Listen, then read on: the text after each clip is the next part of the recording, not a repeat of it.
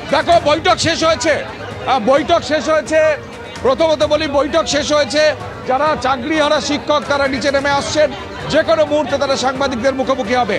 এবং যেটা বারবার বলছিলাম, মিরর ইমেজ নিয়ে কথা হচ্ছে, সেই মিরর ইমেজ দিয়ে আরো এগিয়ে এসো, এখানে সরাসরি বলবো। আমাদের আজকে আলোচনা হয়েছে, আমাদের দুটো পার্টে আলোচনা হয়েছে। একটা আমাদের দাবি যেগুলো ছিল সেগুলো নিয়ে, আর একটা হচ্ছে লিগ্যাল ইস্যুস নিয়ে। তো যে দাবিগুলো ছিল আপনারা সকলেই জানেন। আমরা বলেছিলাম যোগ্য অযোগ্য লিস্ট সার্টিফাই করে পাবলিশ করতে হবে।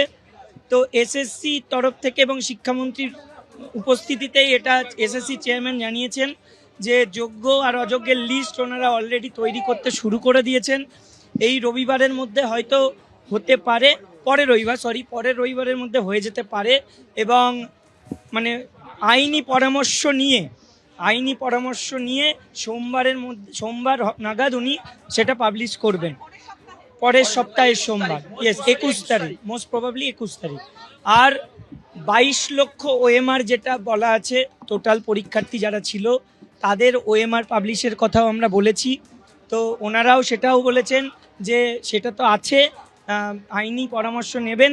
যদি ওনারা মানে পজিটিভ বার্তা দেন যে কোনো অসুবিধা নেই, তাহলে অবশ্যই সেটাও পাবলিশ করা হবে।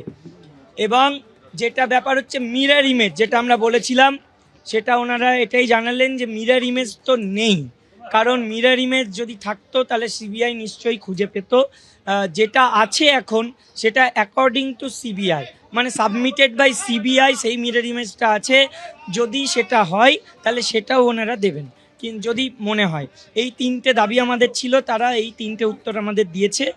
আর আইনি পরামর্শ যেটা আমরা বলেছিলাম যে মানে রিভিউ করার আগে বা কিউরেটিভ যাই পদ্ধতি হোক, প্রথমে তো রিভিউ হবে।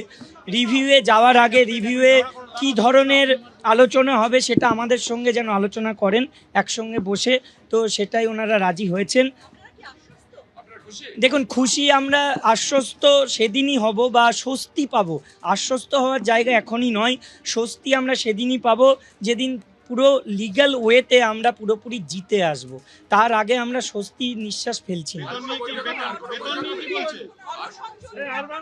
না। আমরা তো অনশন করিনি।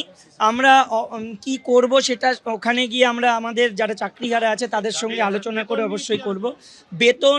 বেতন নিয়ে যেটা আলোচনা হয়েছে, যে দেখুন আমাদের তো সুপ্রিম কোর্টের অর্ডার আছে।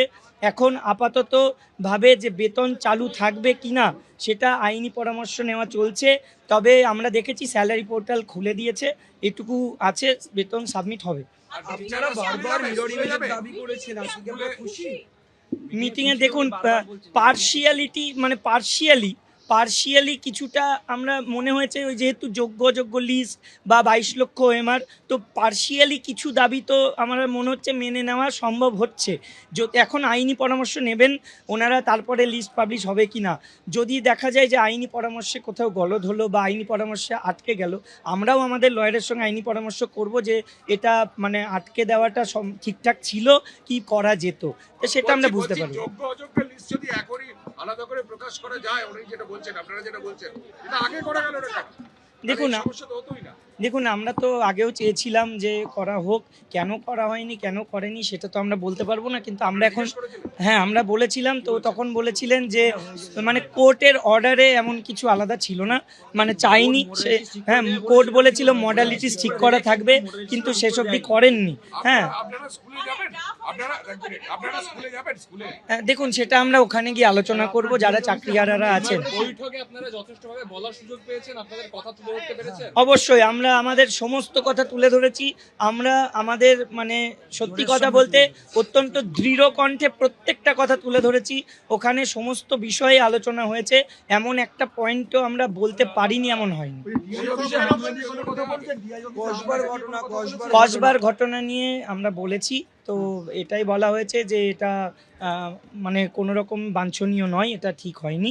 হ্যাঁ, এটা একটা সত্যি বাজে ঘটনা ঘটেছে। আমরাই বলেছিলাম যে এরকমভাবে করা হলো, এটা তো আমাদের উপর ঠিকঠাক একটা মানে প্রহার করা যাকে বলে শিক্ষা জগতের ওপর। তো ওনারা সবাই বললেন যে এটা ঠিক হয়নি, আমরাও এটা দেখেছি। হ্যাঁ, পুলিশের তরফে তো বলা হচ্ছে আপনারা আউটসাইডার রেখে ঝামেলা করেছেন। দেখুন, মহিলা পুলিশের গায়ে লাথি মেরেছেন আপনারা, আচ্ছা, এখানে মেহবুব উপস্থিত ছিল, তো মেহবুব ভালো করে বলতে পারবে এই বিষয়টা।